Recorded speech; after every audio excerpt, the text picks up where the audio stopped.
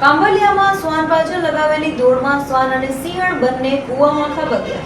રાજુલાના ખંભાળિયા ગામના કૂવામાં સિંહણ ખાબકી હતી। શિકારની પાછળ દોડ લગાવતી સિંહણ કૂવામાં ખાબકી હતી। શિકારને ઝડપી લેવા દોડેલી સિંહણ 50 ફૂટ ઊંડા કૂવામાં ખાબકી હતી। શ્વાન પાછળ લગાવેલી દોડમાં શ્વાન અને સિંહણ બંને કૂવામાં ખાબક્યા હતા।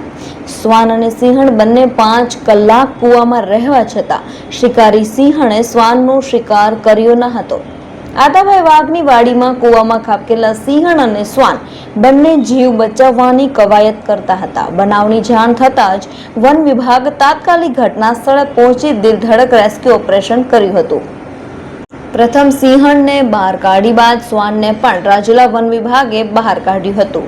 બંનેને સહી સલામત બહાર કાઢ્યા હતા। સિંહણને તપાસ અર્થે એનિમલ કેર સેન્ટરમાં ખસેડાઈ હતી।